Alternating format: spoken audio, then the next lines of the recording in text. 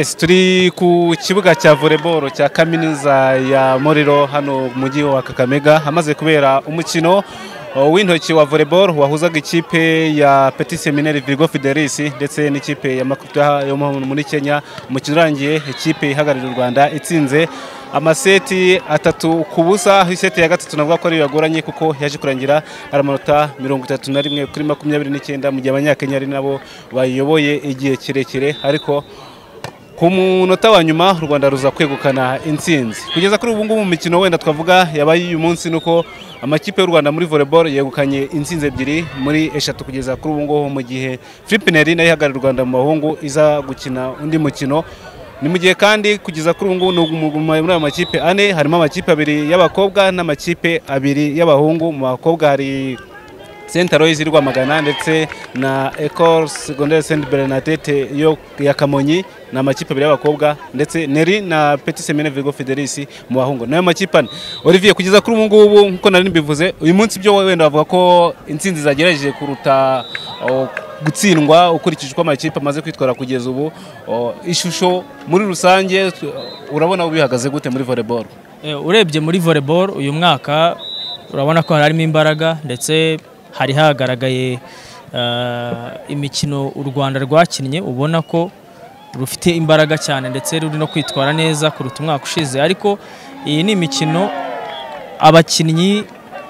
akenshi bayikina batangira kureba ko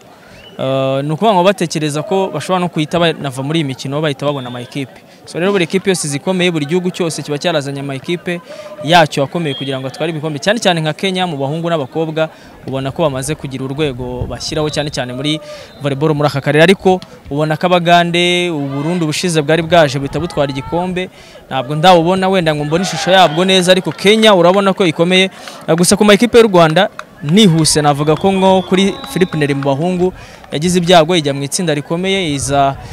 urumva ama equipe nka Kwantanze yuje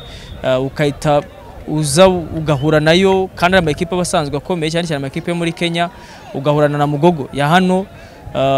yo muri Kenya. Nabwo uwo munsi waje nyine utari wanafatisha ikirere ukirushye utaranaruhuka neza, bahise batsindwa match rero 2 batsindini baraza gukina indi. Iyo match uko byagenda kose equipe zo muri Kenya zishobora kutopinga itsinda, ariko nka Philippe yari equipe twari twabonye ikomeye,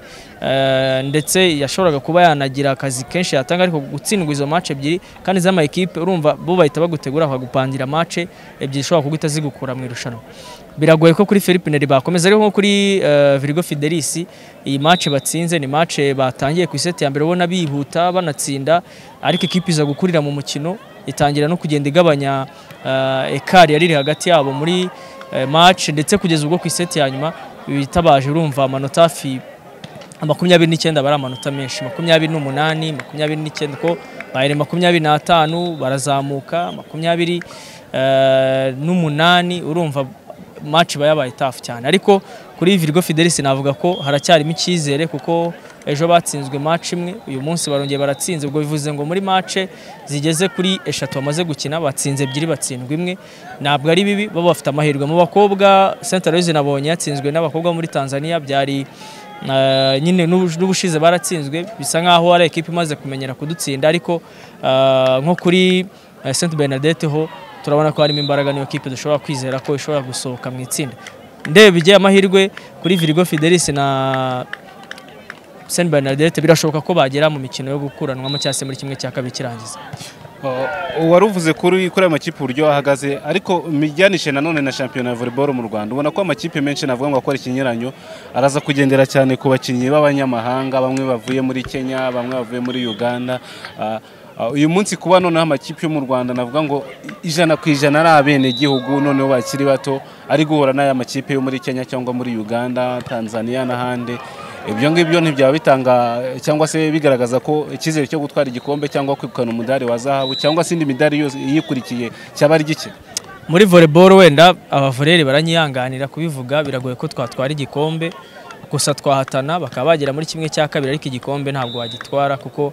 aya makipe abakomeye nkuko wari bivuze mu Rwanda amakipe menshi yashaka abakinnyi arasohoka akaza kureba abakinnyi umwaka ushize hano muri Kwantanze harimo umwana w'umukobwa nabonye polisi yaramwifashije mu mikino iheruka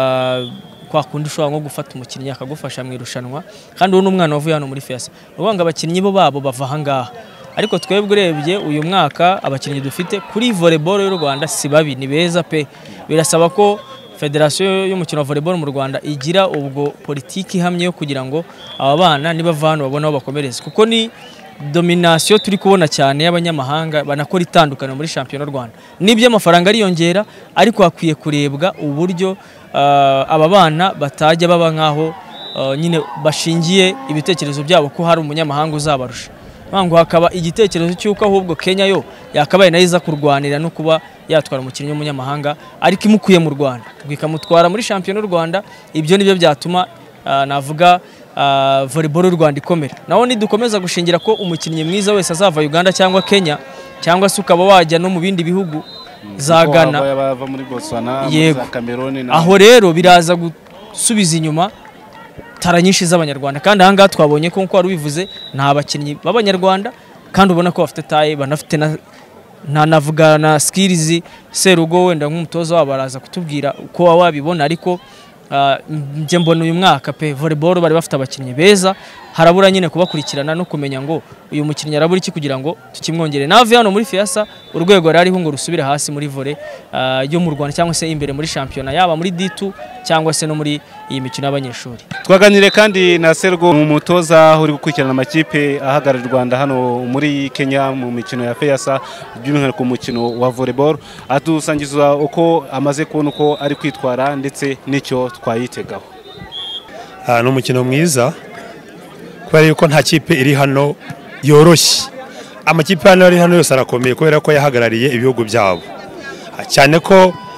tubona ko abantu ari bagufi tukagira ngo baroroshye ariko barasimbuka bafite technique de base niyo mpamvu babasha kutugora muri match ya Petit Seminaire ugibebye wenda bitwarire y'amakipe ahagarariye Rwanda muri volleyball n'abakobwa uyu mwaka hagaze gute uyu mwaka hagaze neza kubera ko dufite abakobwa barebare abahungu barebare performance zabo uyu munsi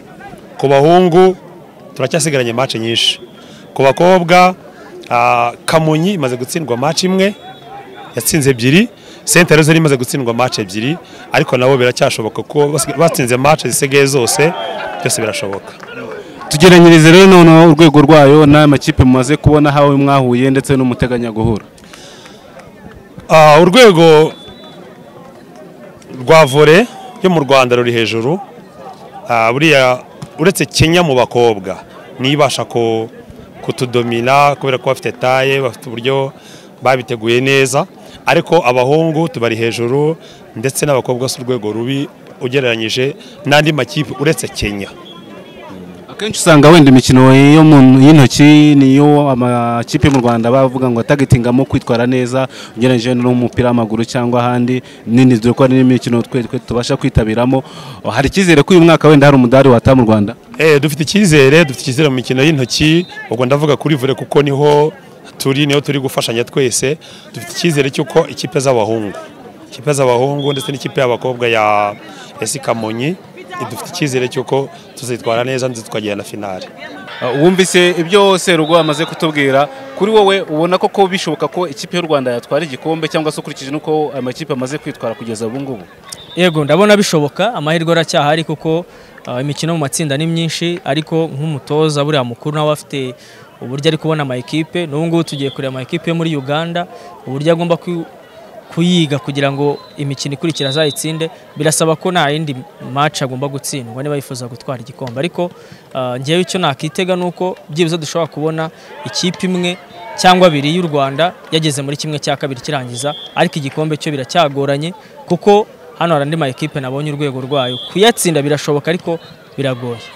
Yes, urakoze cyane. Iyi mikino ya FEASA irakomeje ikaba izasozwa ku wa gatandatu tariki ya 23 birumvikana muri volleyball tuzakomeza kubakurikirana tubabwira uko bihagaze nako kandi nkuko twabibateguje buri munsi tuzajya tubagezaho umukino runaka tukabasesengurira tukabereka uko amakipe ari kwitwara uko ahagaze.